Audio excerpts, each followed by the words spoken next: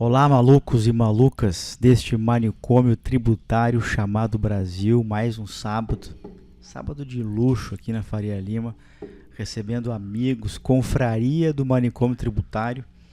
E hoje eu tenho a grata surpresa de receber meu amigo Orlando Dalcin. Meu caro, seja bem-vindo aí ao nosso manicômio tributário. Muito obrigado pelo convite, Augusto. Uma alegria estar aqui contigo e poder participar dessa conversa. Excelente. Meu caro, a gente não é nada original na maneira de começar, e você bem sabe, o nosso podcast ele tem um caráter muito inspiracional. Eu queria te ouvir um pouquinho como é que foi tua trajetória, o que te trouxe até aqui. Hoje você tem um cargo de grande relevância, de grande responsabilidade como diretor tributário da SpaceX. Fala um pouquinho pra gente como é que foi essa trajetória acadêmica, profissional. Claro. Eu entrei na faculdade de Direito, começar bem do começo, quase que por acaso, de maneira bem, acho que é um clássico genérico de gostava muito de ler e não sabia exatamente o que queria da vida. No direito tributário, logo no primeiro ano, comecei meu estágio e me encontrei, nunca mais saí de lá. Então, desde 2004, estagiando em escritório de advocacia. Na sequência da faculdade, já engatei minha pós-graduação e comecei a trilhar minha carreira dentro do Tosini Freire, na verdade, no Siqueira Castro antes, e aí, efetivado, fui para o Tosini Freire Advogados, sempre com tributário, e lá tinha uma organização que fazia eu fazia parte de uma equipe que trabalhava com consultivo geral e contencioso administrativo. Então, comecei a ter minha formação de maneira mais abrangente. Eu trabalhei muito com due diligence, tive a oportunidade de ver muita coisa diferente. Foi bom para criar repertório. E eu me dei conta, depois de algum tempo, de que havia um ponto comum entre... Eu queria ser sócio do escritório, e eu percebi que não só naquele escritório, como em outras tantas grandes bancas, havia um ponto em comum que era sócios de tributário, na maior parte das vezes, haviam tido uma experiência concreta em Big Four. E aquilo me deixou sempre com uma pulga atrás da orelha, porque eu acreditava que isso só era possível se trilhasse desde o começo, como trainee. Sim. E o marido de uma advogada que trabalhava conosco, um amigo, o Essa, ele nem deve saber, mas foi muito importante para minha carreira, porque ele me ajudou a ver a oportunidade e ir para a PwC. Fui. Então, como eu era advogado pleno, tinha poucos anos de formado, e para mim foi um dilema que ele me ajudou muito a entender, que foi me especializar um pouco. Foi quando eu comecei a me especializar em tributos indiretos. Então, eu já tinha certa afinidade por achar que tinha um caráter mais jurídico nas discussões, né? Minha percepção à época era que tributos diretos tinham um pilar mais forte dentro da contabilidade. Isso. E os indiretos dentro dos temas jurídicos. E eu via muitas questões em aberto. Né? O judiciário ainda tinha muita coisa para resolver, ainda tem outro tanto. E foi uma decisão que não foi simples para mim, mas uma vez tomada, deu certo. Fui para a PwC, lá fui consultor sênior, supervisor, gerente. E aí eu comecei acho que eu tive um crescimento e um destaque muito bacana na empresa, era muito feliz, mas acho que ainda faltava maturidade. Então, não tinha total capacidade de equilibrar as demandas profissionais, pessoais, e aí comecei a achar que eu devia reorganizar a vida. Houve alguns eventos, né? Houve o falecimento de um sócio querido com quem eu trabalhava um pouco à época, que mexeu comigo. Houve também meus primeiros check-ups com uma coisa ou outra que eu... E aí, até por falta de maturidade também, a solução eu busquei fora. Então eu falei, eu vou... E tomei uma decisão de voltar para o escritório. A Ana Cláudia me chamou, voltei a trabalhar com ela, né, e com o time do Tosini, e já como advogado sênior. Mas quando eu estava lá, foi quando houve uma coisa que eu acho que foi um marco importante na minha vida, não só profissional, mas na maneira que eu enxergava o mundo. Minha esposa foi transferida ela trabalha já faz mais de 10 anos na Embraer, e ela foi convidada a fazer um período num escritório de Nova York, Milbank Tweed, ficar um ano lá. E aí eu tirei um sabático, suspendi meu contrato de trabalho e fui. E lá foi onde eu dei uma meia dúzia de passos para trás. Então, aquele período eu utilizei, num primeiro momento, preocupação em não perder tempo. Então, me inscrevi em vários cursos, né, no IU, e queria fazer curso de valuation, de várias coisas. Mandarim, que não me serviu para nada, tive muita dificuldade. Os primeiros 6 meses foram só desperdício de energia, não consegui. Mas foi o que foi mais chave para mim, eu passei a estudar filosofia. Estudei 1 ano lá de filosofia, na Escola Prática de Filosofia, e com um viés muito de filosofia oriental, né, taoísmo, em especial, mas confucionismo um pouco, mas eu comecei a me religar com o transcendente, com outras coisas da nossa vida, que ela havia se tornado quase unidimensional para mim. Era trabalho, trabalho, trabalho. Sim. Então, tive a felicidade de ter 1 ano sabático. Aham. E que quando voltei para o Tozini, depois de algum tempo voltei para a Price. Então, foram 2 vezes nos mesmos 2 empregos, né? Voltei como gerente sênior, mas voltei muito mais maduro, pensando em uma série de outros valores que inclusive tem que estar na carreira, né? Então, para mim foi muito importante. Na época, assim que eu voltei, eu participei do primeiro congresso de liberdade econômica do Mackenzie. Eu publiquei um artigo que foi escolhido, participei lá como palestrante. Eu estava muito interessado por falar de livre mercado, de economia, etc. E ao mesmo tempo trabalhando com direito tributário. Tive um primeiro conflito sobre o que eu fazia.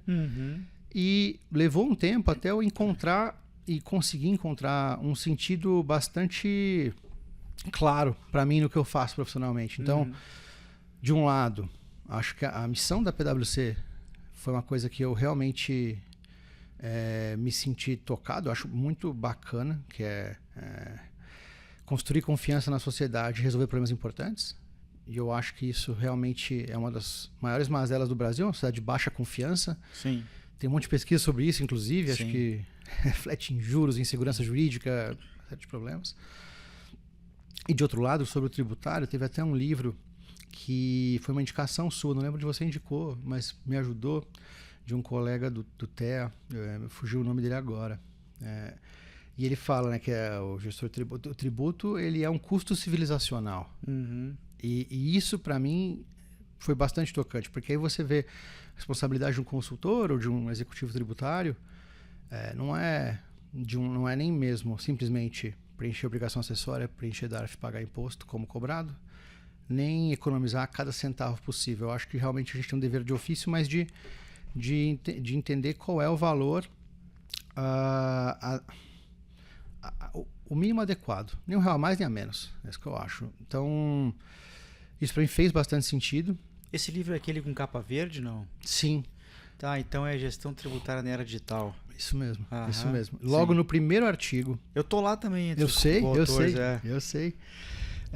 Comprei junto quando eu comprei o Manicômio Tributário também. E para mim fez bastante sentido ver aquilo, sabe? Então, mas tudo foi... acho que são passos mais recentes de uma mudança, uma guinada que eu tive quando eu comecei hoje eu faço até faculdade de filosofia, né? Então realmente tenho me preocupado em encontrar algum sentido maior em tudo que eu faço. Interessante. E aí acendi a sociedade lá na PwC, que foi algo que eu almejei por anos, feliz, realizado, bem muito animado com a perspectiva, porque assim, considero que ainda tenho uns bons 20 anos de carreira pela frente. Sim. E não me via em outro lugar, mas... E é engraçado que ao longo dos anos sempre surgem convites e havia, assim, uma pulga de... como é que é o outro lado da mesa. Tem coisas que mexiam comigo, né, no sentido de... Uma coisa é você ajudar na decisão, outra é você tomar, conviver com ela, conviver com as consequências dela. Mas eu pensava muito... nas empresas e não me encontrava ainda, estava feliz onde eu estava. Quando surgiu o convite de ir para a SpaceX e aí para aquilo que eu penso, a filosofia da empresa, os valores que ela tem trabalhado, fazem muito sentido. Então eu acabei entrando nesse projeto num momento que é interessante. A empresa entrando no Brasil, tudo muito novo, muito dinâmico. Greenfield, né? Total. É um greenfield total. Então foi assim que cheguei até aqui, em resumo. Muito legal. E Orlando, uma pergunta que tu deve ouvir a todo instante. Eu acho que isso desperta curiosidade nas pessoas, né? O posto que você atingiu na consultoria é um posto sonhado por milhares de jovens, né? Muitos não chegam lá, eu não cheguei lá, eu fui um gerente sênior de Big Four, né, na Deloitte. Acabei indo para a carreira executiva antes. O que leva um sócio? Já tive a oportunidade de conversar com vários ex-sócios seus. Você é um sócio insensado ali, né? De Big Four. O que faz um sócio ir para essa carreira executiva, né? Qual é o tipo de propósito, né, por trás disso, né? Em princípio, alguém poderia pensar, poxa, atingiu o topo da carreira. Mas você ainda atingiu o topo. Você encara um desafio desses, né, numa greenfield aí, numa empresa veloz, né? O que estava por trás disso? Olha, tem uma combinação de coisas. Eu acho que a primeira, ela depois encontra a minha saída, que é não só me sentia muito realizado e feliz, como eu acho que essa constante reflexão que eu vinha fazendo sobre minha vida e carreira me levou a chegar na sociedade com o pé no chão, de entender que era mais um passo dentro de uma nova etapa enorme de carreira pela frente. Então, eu conseguia ver diversos outros passos para os quais eu poderia seguir dentro da firma, com interesse, com vontade. Mas essa mesma tranquilidade me permitiu, quando surgiu algo que eu avaliei como extraordinário, então me parecia assim, semelhante com empresas de tecnologia que vieram para o Brasil em 2012. Alguns profissionais entraram lá na hora certa, cresceram juntos, tiveram uma experiência ímpar. Então, estou lá há menos de um ano, já foi um ano com um aprendizado gigantesco. A minha conta no final foi, não é talvez uma oferta que nos termos profissionais fosse idêntica a essa, para uma empresa que fosse madura e estabelecida e já funcionando há anos, não me atraísse. Porque eu olhei, tem um caráter de desafio enorme, uma empresa que ela trabalha com bem de consumo e com telecom e com outras tantas coisas, né? Dinâmica muito grande, muito rápido, muita novidade. A estrutura muito leve, muito jovem. Então, imagine 5 anos, 104 países, então time enxuto. Mas eu acho que o pacote de olhar, poxa, essa oportunidade de carreira, de experiência, de vida, não vai ter outra. Então, havia um risco, né? E eu até, mais jovem, não tinha muito problema com isso. Hoje eu admito que eu tenho uma certa aversão a risco, até por ter 4 filhas, mulher. Sim. Mas eu fiquei encantado com o projeto. Então, não há, na minha visão, nenhum tipo de demérito ou problema com a carreira na Big Four. Pelo contrário, estava muito feliz. Mas, para mim, eu tive a felicidade de ter um cisne negro ali. Assim, é um negócio que é único. Tem um risco, pode dar certo, pode não dar, mas que é uma aposta que eu não me perdoaria se eu não vivesse essa experiência. Sim. Muito bom. E nessa tua transição, ou já alguns meses à frente dessa operação, quais são os principais aprendizados nas tuas novas atribuições? Eu acho... Estou falando muitas vezes eu acho. Tem alguns. Eu acho que tem um reforço de alguns valores que eu acredito. Então, cultivar os relacionamentos, eu acho que é fundamental. Então... Você tem trabalhado, por exemplo, muito em diferentes culturas, com colegas de outros países também? Seria isso? Sim. E nos mais tipos diferentes de assuntos. Porque, imagina, outro dia eu estava apoiando num tema de Moçambique, por questões... Né? Então, assim, o que eu quero dizer não... Talvez como advogado, no escritório de advocacia, e talvez como consultor, a gente tem até uma responsabilidade em dar a melhor opinião, o melhor caminho mas também preocupado em limitar as responsabilidades daquela opinião. Tem uma preocupação de disposição. Isso, para a dinâmica de uma empresa, especialmente uma que ainda não tem capital aberto, né, tá constituindo muitos processos, criando muitas coisas, não resolve. É mais ou menos como aquela questão do comprometimento com o café da manhã, do porco e da galinha, sabe? Que os dois estão comprometidos em ajudar no café da manhã. Ah, sim. Um dá um ovo, outro bacon. Isso. Então, eu acho que houve um reforço disso. A preocupação em em se colocar no lugar do outro. Então, por exemplo, eu fiz minha carreira inteira como prestador de serviço. Então, eu estou acostumado a lidar com cliente. Clientes internos, outra dinâmica. Contudo, tem sido uma coisa interessante e um diferencial eu não me abster de interagir com o cliente externo, apoiando os times de venda, porque tributário no Brasil, e essa é uma das questões que eu acho que outras culturas têm dificuldade, às vezes, de perceber à primeira vista, o quão pertinente especialmente, tributo indireto para o Brasil. Porque compõe receita bruta. Total. Então, ser eficiente tributariamente no Brasil é ter resultado ou não. E isso eu acho que em poucos meses eu consegui construir com algumas pessoas lá dentro. Então, colocar no lugar dos outros, não ter preocupação em limitar esforço, sabe? E ter curiosidade. Acho que me levou sempre para coisas boas, não há aprendizado inútil.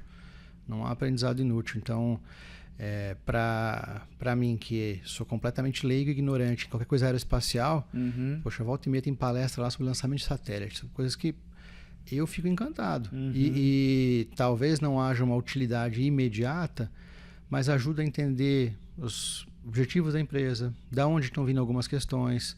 Então, de maneira indireta ajuda e, em última análise, te dá repertório, dá vivência. Então, eu tenho me preocupado em extrair tudo que eu puder de desenvolvimento e aprendizado nesse período. Essa é a minha principal preocupação para esse período, né, desde que eu assumi essa cadeira. E nesses 7, 8 meses de SpaceX, você hoje, se eu tivesse que te perguntar, por exemplo, quantos % você se percebe como consultor ainda, dando aquelas opções, explicando sobre os riscos, e quantos % você já se percebe executivo, realmente tomando decisões? Esse é um processo que cada um tem o seu tempo, não tem o tempo certo, o tempo errado, mas quanto % você é executivo e quanto % você ainda é consultor? Essa é difícil. Eu acho que eu virei a chave rápido, porque eu me preparei bem para isso, mas me vejo muitas vezes ainda com um cacoete ou outro de consultor. Então, o que no geral tem sido positivo. Então, por exemplo, preocupação em documentar determinadas decisões. Então, preocupação em construir atas de determinadas discussões. Coisas que talvez no dia a dia da empresa possam passar despercebido enquanto ela não tiver certo grau de processos, mas que são ações naturais para mim, porque fizeram parte da minha carreira toda. Agora, dos vícios do consultor, que eventualmente tem como qualquer atividade, apesar de eu ser consultor, me considerar, acho que a carreira toda serei consultor em alguma medida, eu acho que eu consegui lidar bem, assim, estou lidando bem com ele, estou pouco preso a... Não cheguei em nenhuma situação na qual eu falei, pessoal, a decisão aqui é A ou é B, façam isso. No final das contas, ainda que seja uma decisão, não é minha, da área comercial, então eu vou dizer com clareza o que eu penso e os porquês. Eu faria isso, mas eu não vou tomar essa decisão porque não é o meu resultado que vai. Então, sim. Mas não é... Aí eu acredito que seja a maneira mais ponderada de lidar com as coisas mesmo. Então, percentual, eu diria que devo, em alguns momentos, bater já nos 80% de chave virada, mas não vai passar disso, é o teto. Eu sempre vou ter pelo menos ali uns 20% de consultor que vão comigo até o final da vida. Sim. Legal. E nesse ambiente que o Brasil passa, né, você tem ali várias explicações para dar, como reforma tributária, como adoção dos princípios da OCDE, você tem aí um Pilar 2. Como é que é explicar esse ambiente pro gringo? Quais são os principais desafios envolvidos nisso? Esse é um ponto forte meu, porque é engraçado, assim, eu tenho uma teoria, eu fui pro voltando, até resgatando um pouco da historicidade, quando fui para indiretos na PwC, uma das coisas que eu notei é que, e eu acredito que em alguma medida ainda seja um problema, mas havia uma falta enorme de profissionais que tivessem experiência ou conhecimento de indiretos prático, que já tivessem visto magia ou se integra na época, e que falassem inglês. E que conseguissem escrever bem, o pessoal subestima, mas escrever é a capacidade de organizar pensamento, eu acho. Inteligência artificial é o tipo de coisa que quem lê e escreve, na minha visão, vai ter muito espaço para correr justamente por isso, porque tem hábito de construir e estruturar os prompts. Mas e isso permitiu que eu tivesse muitas oportunidades bacanas antes da hora até. Então, por exemplo, eu era supervisor lá na PwC em 10 anos atrás, e tive a chance de representar a firma na Dinamarca não, na época eu fui para Irlanda, depois fui para Holanda, teve um evento que eu participei que estava lá o ministro da Economia, eu fui representar o Brasil, supervisor, menino, mas eu noto que havia essa carência, então eu acabei tendo a chance de me expor para gringo, muitas vezes, muito cedo. No Tozini, e o inglês, assim, foi algo que eu acabei desenvolvendo mesmo no Tozini e um pouco antes. Aí eu tenho que agradecer, meu pai me ajudou, eu fiquei um período, fiquei poucos meses na Inglaterra, me ajudou a destravar, a aprender. E aí, no trabalho, foi onde a coisa se acostumou. Então, agora, lidando com cliente interno, tentando explicar, inclusive fica fácil de fazer muitos paralelos, né? Então, por exemplo, tem coisas que eu já sei, o pessoal pergunta de as expressões de lá que já são comuns para mim. Então, dentro da PwC eu sempre tive um papel com bastante cliente estrangeiro, justamente por aquilo que não estava international, evidentemente, tinha mais profundidade de indiretos, acabava vindo para mim muitas vezes, por ter essa experiência. Mas foi um dos muitos felizes providências ao longo da minha vida. E como é que você vê o papel da área tributária nesse negócio, assim? Porque você foi o primeiro da área tributária, um dos primeiros do Brasil na operação. Qual é o peso que o acionista, qual é o peso que os chefes de vocês dão para a área tributária brasileira? Você vê que é um papel de protagonismo, isso aqui é importante para a gente tomar uma decisão, ou ainda não é? Ou eles têm muito medo disso aqui? Como é que você avalia isso?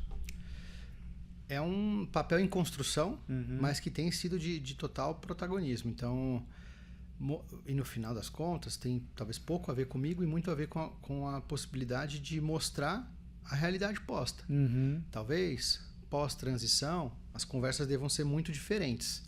Mas hoje, você ignorar o tributário ou não dar a devida atenção a ele é mortal num negócio para o Brasil. Então, naturalmente, ao você demonstrar o quanto está envolvido, isso aqui na verdade já impacta em receita bruta.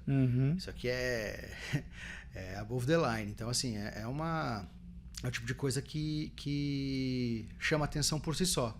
Então a preocupação foi só mesmo em dar luz para aquilo que é a nossa realidade posta hoje. Eu acho que não tem nenhum empresário no Brasil bem sucedido que não tenha uma noção razoável de impostos. Às vezes não tem conhecimento doutrinário, mas você vê, minha família tem uma indústria de sorvetes. Eu aprendi muito de substituição tributária com meu pai. Sim. Então, muitas vezes, inclusive, volta e meia a gente discute alguma coisa, até no âmbito da reforma tributária, eles têm manifestações via associação, etc. Volta e meia ele tem algum insight que eu não tive, que eu não vi ninguém perto de mim ter. A gente ajuda a estruturar, arredondar, mas... Então, eu acho que para o ambiente Brasil, o que aconteceu é que tributário, em especial... E aí, eu tenho a teoria da minha... eu acredito que a gente teve a digitalização no Brasil, nota fiscal eletrônica, 2009, Sim. SPED, etc. Isso deu uma relevância muito grande para os tributos indiretos de maneira rápida, porque até lá você ia fiscalização de ICMS, era bloco de nota. Eu cheguei a ver alguns. Não tem como você fazer uma auto... Era tudo presunção relativa, era arbitramento, dá para derrubar. Quando você começa a ver nota a nota, item a item, a realidade muda e os valores envolvidos mudam. E aí, se você vê, eu não sei nem qual é a estimativa mais recente, mas se bobear, deve ter chegado no TRI o valor que teve de controvérsia relacionado com o ICMS na base. Sim. É indiretos. Sim. Muito embora tenha envolvido todo mundo, é um tributo sobre consumo. Sim. 2 tributos sobre consumo, né? Então, eu acho que é uma característica típica do Brasil e, para mim, é uma das principais mudanças que talvez tenha até sido um pouco subestimadas no contexto da reforma, porque eu vejo a importância até de não ficar dentro do manicômio e de maneira isolada no mundo, mas eu confesso pessoalmente que eu tenho algumas preocupações com... os negócios foram feitos nos últimos 30, 40 anos de uma maneira, e 2033 é outro jogo. Então, e a transição, ela não é... Os 10 anos, materialmente, eles passam de uma vez quase, porque o ICMS ele começa acho que 27, 28, e é tipo 10%, aí 40, 100. Então, desses 10 anos, a mudança pesada... É drástica, É drástica, no final. Com certeza. Interessante essa... E você percebe deles são muito assustados assim com esse ambiente de extrema dificuldade, ou fizeram um bom doing business antes disso e já mais ou menos esperavam esse ambiente de manicômio tributário? Eu acho que não só não são assustados, mas porque, em especial, abriu junto com o Brasil outros tantos mercados. E muito embora eu até participei anos ajudando naquele estudo do Banco Mundial do Pay in Taxes, né? Sim, das 3.000 horas lá. Participar pela praça, eu estava no time que fazia isso. Eu temo que haja outros tantos países que talvez tenham sido subestimados. Porque quando a gente compara alguns problemas, e eu não sou gestor Latam, mas eu participo de algumas discussões, vejo algumas coisas de Colômbia, de Argentina, África, então, assim, não é um... Não é aquele paraíso. Não é. E você compara as horas, o Brasil lá 3.000, 2.000, 1.900, e você olha a Nigéria 300, 400. Não sei. Por isso que o crescimento ter sido tão rápido, e a abertura de 100 mercados em 5 anos, acho que também trouxe muita cancha. Acaba vendo coisas distintas. Então, e o pessoal, assim, tem uma inteligência muito grande. Então, as conversas, elas são... Então, não tem o conhecimento tropicalizado da nossa legislação, mas para se entender, os problemas não... Inclusive, aqueles que não fazem muito sentido, é rápido. É rápido. Então, não tem sido sofrido isso, não. Como é que tem sido a tua maneira aquilo que eu chamo de day one, né? De aprender cada vez mais sobre o negócio? Você tem, no bom sentido, incomodado colegas em outros países para poder entender cada vez mais o negócio, como é que o negócio se dá nesses outros países? Ou você se debruça ali na internet, no que tem dentro de casa, as políticas para fazer isso? É um mix de tudo isso? Como é que você tem feito para entender cada vez mais o negócio?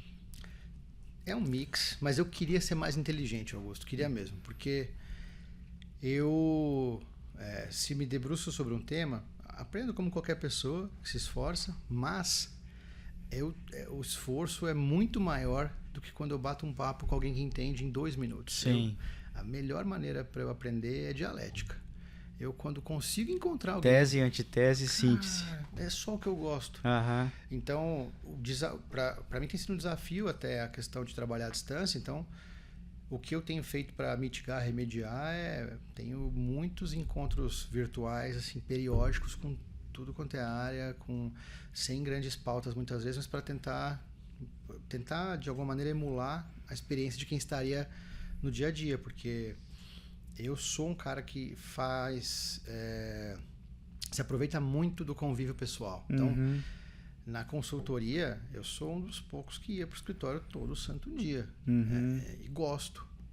Gosto de almoçar com as pessoas, gosto de tomar café, gosto de conversar, gosto de ver o que está acontecendo. Adorava o mesão do staff, é ótimo para aprender. E durante a pandemia, teve um período que no prédio da firma era eu, um outro gerente, a limpeza e a segurança. Porque eu realmente gosto. Então, se tem a chance de ter alguém lá, estou por lá. Então, a maneira que eu tenho tentado me manter, não só desenvolver e conhecer o negócio cada vez mais, mas me aprimorar é conversando. Óbvio, assim, assistir palestra ajuda, estudar isso é fundamental. Mas se eu puder optar, eu sempre, assim, se você fala, vai ter um grupo de estudos, eu já entrei em tantas vezes, porque para mim é a melhor coisa. Vai ser sexta-noite, tá ok, eu me organizo aqui e vou, porque para mim o aproveitamento é muito maior, muito maior. Entendi. E você já experimentou, Orlando, tanto trabalhando com consultores, seus ex-colegas, né? Não necessariamente da PwC, mas consultores em geral, e advogados, você já se surpreendeu pensando, puxa vida, o pessoal da consultoria fez isso, mas não é isso que eu queria, ou eu não teria feito isso, teria feito outra coisa, naquele sentido assim mais crítico, de até ver que você evoluiu, olha, tô vendo que os caras estão entregando, eu lembro que era isso que eu fazia, mas poxa, vendo essa realidade da demanda que eu tenho aqui, acho que eles não entenderam bem o que precisam entregar. Você já teve isso já aconteceu? Sim, mas pouco, por uma característica minha, assim. Vou tentar usar um paralelo para ilustrar o que eu quero dizer. Tenho 4 filhas. Tem várias paranoias e neuroses que quem tem um filho só pode cair. De cuidar e zelar. Quando você tem 4, infelizmente você não corre nem o risco de mimar demais alguém. É muita coisa. Não dá tempo. Não dá tempo, não é possível. Então, quando eu vou trabalhar com alguém de consultoria, ou mesmo com time, né?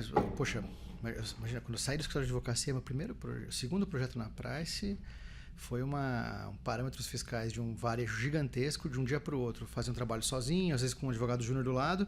Tive uma equipe de 20 pessoas. Não sabia nem por onde começar. Eu lembro que eu comprei uma cartolina para começar a tabelar como é que eu ia organizar os meus trabalhos. Analógico total. Mas o que acabou acontecendo é que, eu me preocupo muito em fazer checkpoint, acompanhar, sem grandes formalidades, mas porque desalinhamento, na minha visão, em alguma medida, é sempre responsabilidade dos dois. Comunicação é bilateral. Sim. Então, eu posso ter falado perfeitamente o que eu gostaria, o que eu esperava, mas se não foi recebido, a comunicação não adianta. E eu, com o passar do tempo, também me desapeguei de cacoete de advogado. Muitas vezes, eu lembro que tinha um chefe da minha esposa que falava assim, meu documento, meu monumento. E eu acho isso o máximo. Mas o risco é você começar a trabalhar para si mesmo, no sentido de eu estou me dedicando tanto a fazer esse contrato com um nível de erudição ou de sofisticação que passa a necessidade, a expectativa. Então, eu tinha até uma chefe que ela dizia assim, ela falava, olha, o cliente tem que ver o que ele está comprando. Ele está pedindo uma Ferrari ou um Fusca. Se ele quer um Fusca, é importante que a gente entregue o Fusca perfeito, funcionando, rodando, bonito, limpinho, mas Fusca. Eu não posso incrementar colocando outros pontos no escopo que não estão lá. Então, e que você não vai conseguir cobrar por aquilo, exato, né? E que vão gerar desgaste, que vão gerar expectativa, e que não tem para você como colocar pela metade muitas vezes. Né? Você começa um assunto ali, aí você pode prejudicar um negócio que, se você não tivesse colocado bem aquilo, centro daquilo, o acessório acaba estragando o resto. Sim. Então, o que também é um problema às vezes com o advogado, que tem muito memorando pronto, aí quer fazer um negócio, eu vou falar de guerra fiscal, mas eu posso aproveitar e contextualizar com outras tantas e dou um parecer de 40 páginas que não me exigiu muito esforço, mas olha só o documento que o cara tem. Não é às vezes o que o cara quer. Então eu me despi disso faz um bom tempo. Eu tenho hoje pouca preocupação estilística. Eu vejo muitas vezes, puxa, eu deixaria isso esteticamente de outra maneira, mas eu me tornei muito mais resolvedor de problema. E isso me ajudou demais a formar e desenvolver pessoas. Então, as pessoas trabalham comigo, muitas vezes a relação prospera, vai bem, porque eu não tenho problema em dar pista. E aí eu lembro que, inclusive, desde trainee, então eu sei lá, gerente sênior, às vezes pegava para trabalhar com trainee, nunca subestimei um trainee. Uhum. Nunca, nunca, nunca. Óbvio que eu não vou cometer uma irresponsabilidade por um trabalho que não... Mas se o cara tá mostrando interesse, disposição, eu dou pista. E aí, eventualmente, vai sair alguma coisa um pouco mais quadrada do que eu gostaria, eu vou ter que pôr a mão, ok. Mas eu não tenho muita preocupação em ter... Eu admiro até quem tem, não estou criticando não, mas eu vejo pessoas que eu trabalhei, alguns chefes que eu já tive, que você consegue olhar para qualquer trabalho deles e saber, esse trabalho aqui foi do fulano. Uhum. Tem ali a marca de qualidade do cara, tem um estilo. Eu não tenho isso. Por quê? Porque eu acabo focando muito em cumprir o combinado, entregar aquilo que é esperado, da melhor maneira possível, mas eu não tenho uma preocupação muito grande em imprimir a minha marca em cada trabalho. Eu não sei dizer se esse é o melhor caminho, mas é uma característica minha. Sim. E qual que é o principal valor, Orlando, que um executivo do teu calibre enxerga na entrega de uma mentoria? Assim, você... seja ela formal ou informal, a gente sempre tem mentores ao longo da carreira, né? Qual a importância de ter tido e ter mentores para você? Isso é fácil para mim, Augusto, porque, como eu comentei, eu preciso da dialética, da interação, da conversa. Então, de um lado, tem você poder se valer da experiência de outro, e de outro lado, tem a quantidade de vezes em que você está expondo algo e para você construir o raciocínio te leva já a uma resposta não tinha percebido. Então, eu acho que é um recurso valiosíssimo, sempre me foi importante. Tive a felicidade de ter bons coaches formais e informais ao longo da vida. Eu sou muito agradecido a todos. A gente aprende muito, por exemplo, também, isso às vezes é um pouco mais dolorido, mas na parte de mentoria, coaching, etc., eu acho que não há contraindicação. Sinceramente, pode ser às vezes algo... Tem personalidades distintas, maneiras de interagir distintas, que não sejam tão afins a isso quanto eu sou. Contudo, ainda para essas pessoas eu acho recomendável. Talvez exija um grau de esforço maior, porque para mim é algo buscado. Eu prefiro assim. Então, eu não tenho um perfil analítico de me isolar e fechar. Então, ao longo da carreira sempre busquei ter e acho que isso vai seguir sempre. Né? Sempre. Sim. Muito bom. Orlando, com 4 filhas, né, agora morando no interior aí, quem é o Orlando que não está no LinkedIn? O LinkedIn é uma fração tão pequenininha da vida. Exatamente. Né? Tão pequenininha. Eu acho que o Orlando do LinkedIn nem existe, assim. Porque nem para a dimensão profissional ele está bem descrito ali.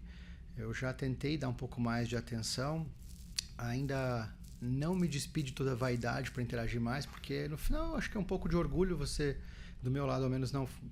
Várias vezes dá para interagir mais, fico meio assim, meio retraído.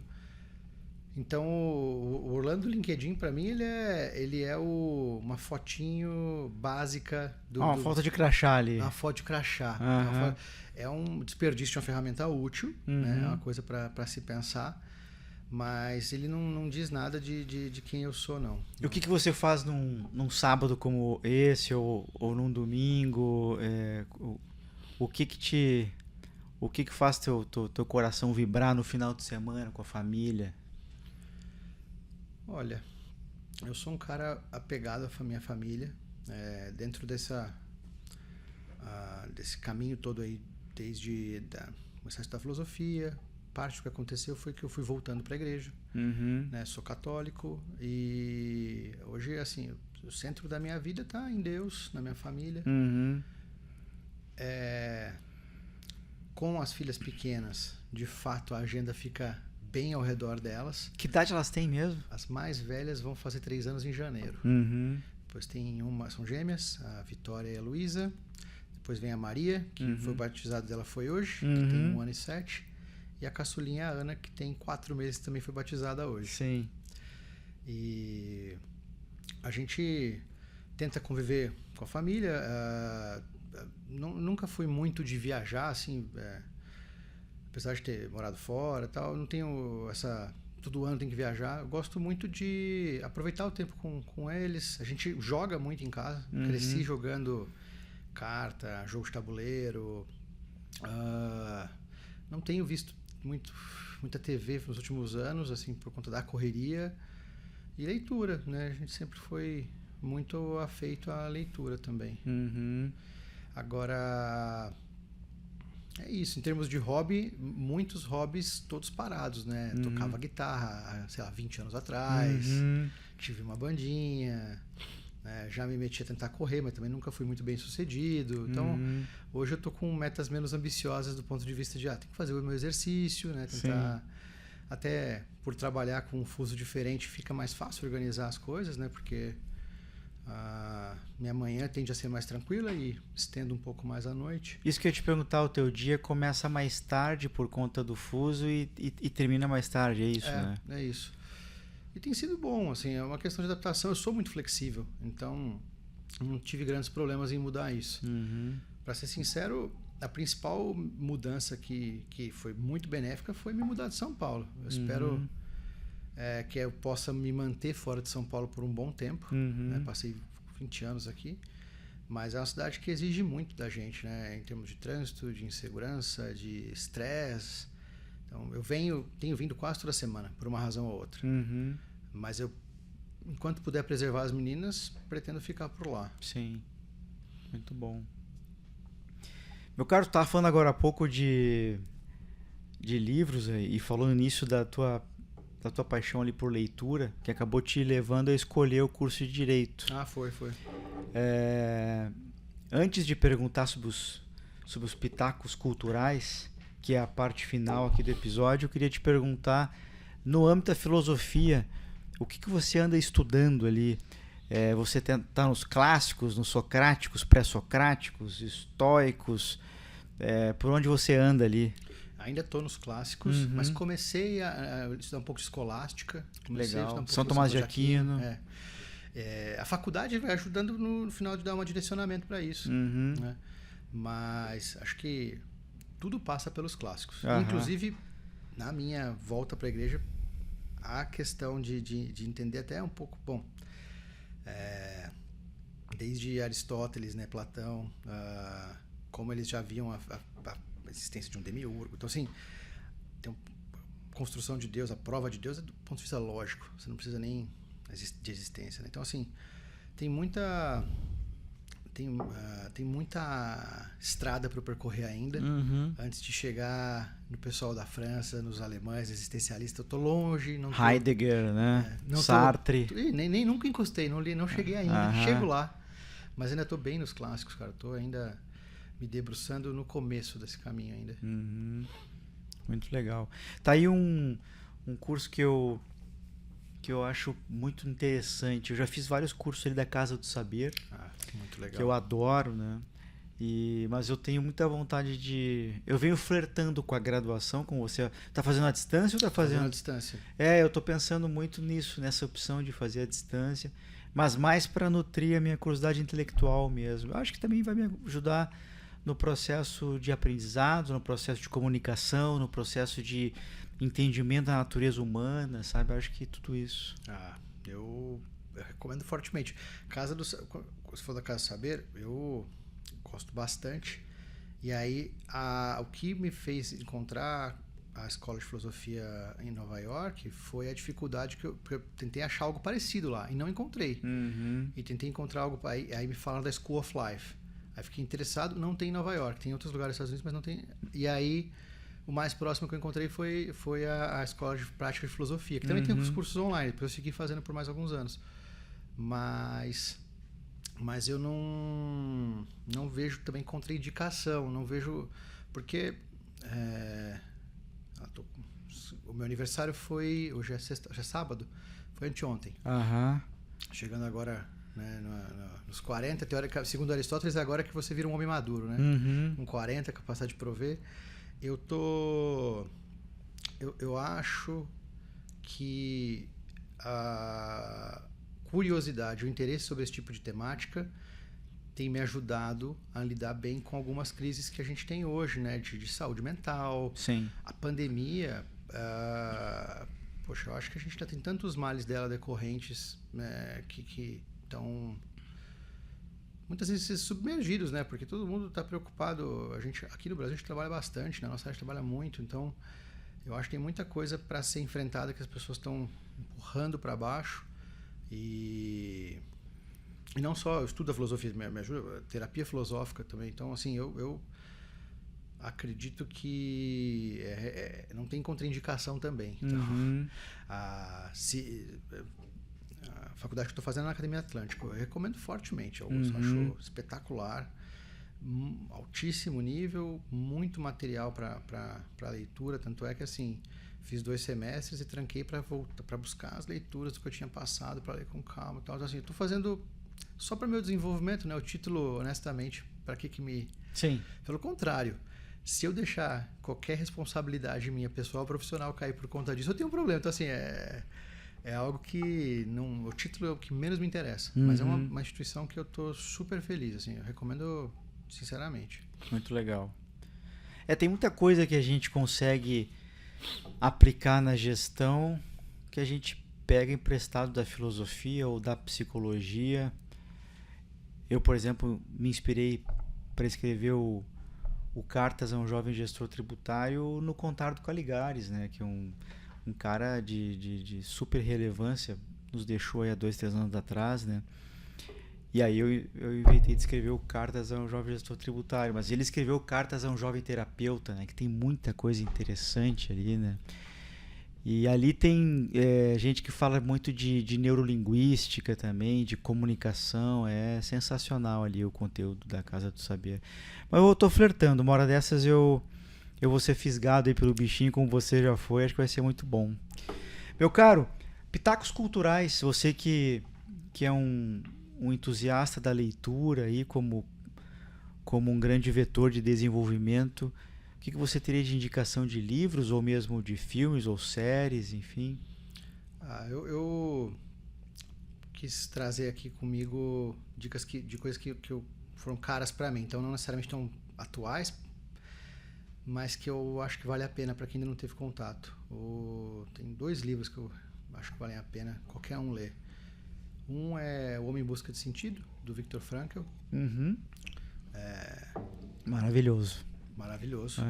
Me ajudou bastante nessa caminhada de... Por sinal, psicólogo também, né? Logoterapia, criador da logoterapia. Exatamente. Sobrevivente a 4 campos de concentração, inclusive Auschwitz. Então, assim, uma história biográfica impressionante. Sim. Se fosse ficção, a gente falaria que foi forçado. Exato. E que, para um momento difícil, acho que pode ser uma leitura útil, interessante. Então, eu já li algumas vezes, acho bem legal. E nesse mesmo sentido, né, esse foi um ano bastante atípico para mim, com vários desafios. Eu recebi de um amigo a dica de ler A Consolação da Filosofia, do Boécio.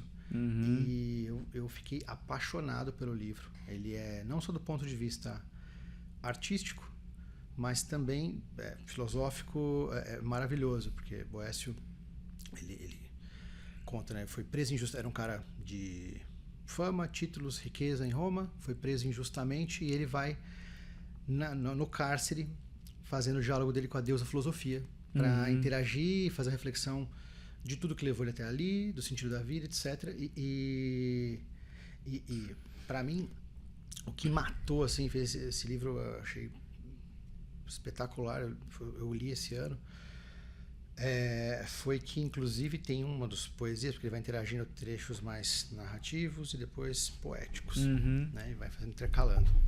E tem uma poesia em específico que ela me lembrou muito o meu poema favorito, que é o If, do Rudyard Kipling, que tem uma pegada quase que estoica, assim, mas é um poema que eu... Tem duas poesias que sempre que eu tô precisando de alguma inspiração, ou recorro a uma oração, ou eu releio o If e a canção do Tamoio, que minha esposa que me apresentou, não conhecia, e que são inspiradores. Então, A Consolação da Filosofia e o Homem em Busca de Sentido, acho que são 2 leituras sempre atuais, pertinentes e que podem ajudar no desenvolvimento e não tenho nada contra a autoajuda, mas não são de autoajuda, são são muito mais profundas do que isso, né? Um é o marco inicial da criação da logoterapia Sim.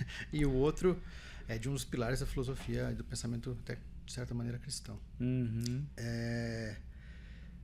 E aí, bom, tomei a liberdade de pensar em outras mídias, né? Porque estamos fazendo podcast, tem muitos podcasts legais, Sim. mas tem um que eu acho que ficou para trás e que eu acho que poucas pessoas conhecem por aqui, e para quem gosta de história é muito legal, que é o Hardcore History, do Dan Carlin. Uhum.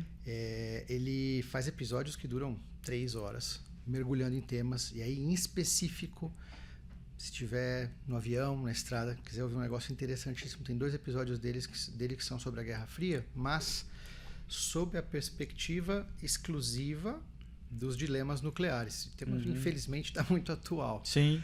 Mas ele começa falando, né? Começa com a utilização das 2 bombas nucleares no Japão, e aí ele começa com os dilemas que o Truman teve na época. Tá, uso e é um horror, ou não uso e estendo a guerra e quantas pessoas morrem, e as estimativas na época eram que muitos mais morreriam. O papel também aceita tudo. Então, assim, ele começa a tratar desse dilema, e aí como é que foi a corrida para até a União Soviética ter sua própria bomba, né? Final de Liga das Nações, começo das Nações Unidas.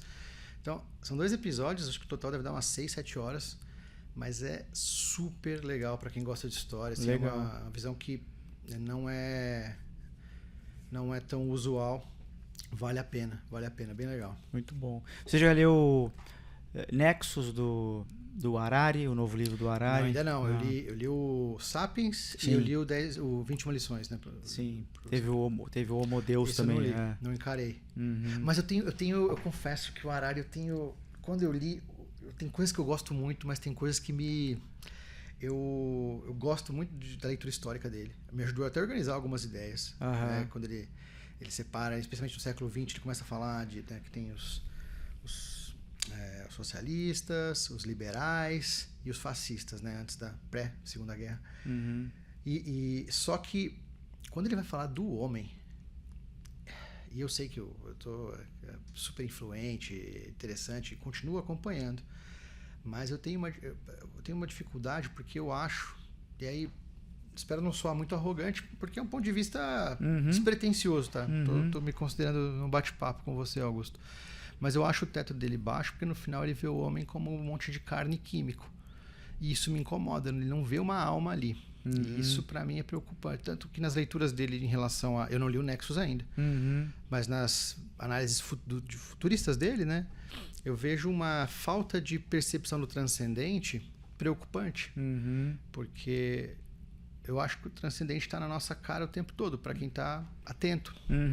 E eu vejo nele essa limitação que sempre me deixa um pouco incomodado. Mas é um autor, acho que hoje fundamental, obrigatório, né? Acho que é super importante a leitura dele. E provavelmente ano que vem devo pegar para ler o livro novo dele. Eu li todos ali, mas o Nexus chegou lá em casa essa semana. Já deixei ali em cima da mesinha para ler. Tô bem curioso. E eu gostava muito de ler, li muitos livros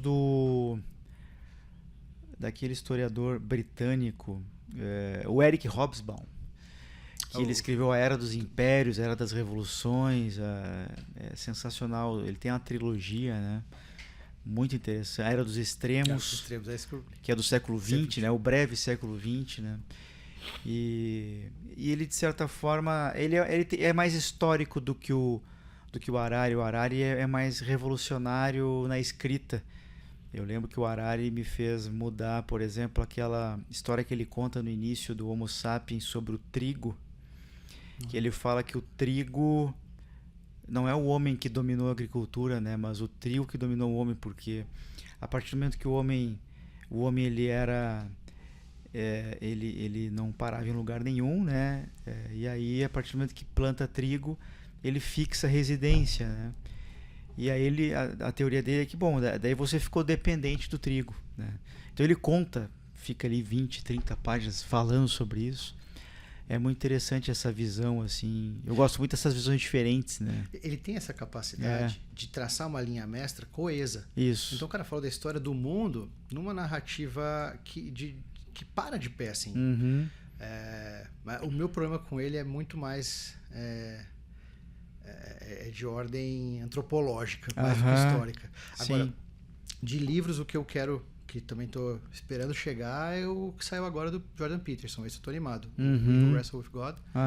Tô animado. Ele eu devo ler, eu quero começar ainda esse ano também. Sim. Tô bem animado. Muito bom, meu caro.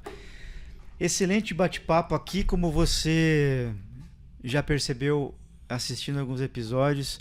O nosso podcast ele é Manicômio Tributário, a gente fala um pouco de gestão, como falamos, mas a gente gosta de terminar com cultura, especialmente com pessoas como você que lê, enfim. Achei muito legal, obrigado aí pela visita. Você percebeu que o Orlando veio depois do batizado, é brincadeira. O mínimo que você deveria fazer é curtir esse episódio, dar um joinha lá, compartilhar com a família, com os amigos. Você sabe que nas redes sociais eu tô como Augusto Flores Oficial no Instagram. Eu tenho 2 websites, www.augustoflores.com.br. Eu tenho também o mtxeduca.com.br. Você pode me mandar perguntas, sugestões, recomendações, críticas no 41995693841. Os meus livros estão na editora Viseu e também na Amazon. E a Bravo, agradecimento especial para a Bravo, meu patrocinador. A Bravo é uma Tech com mais de 10 anos de atuação, com mais de 10 mil CNPJs em atendimento aí no Brasil, e que vem fazendo um projeto de BPO bem interessante, vinculado à reforma tributária. Pode te ajudar a tomar decisões ali sobre o que você vai terceirizar, o que vai manter dentro de casa, o que é operação, o que é estratégia. Tem um QR Code em algum lugar por aqui. Você mira ali, tem uma landing page. Era isso, obrigado, meu caro. Uma felicidade te receber por aqui. Eu que agradeço o convite, muito legal passar esse sábado aqui contigo. Maravilha. Muito obrigado.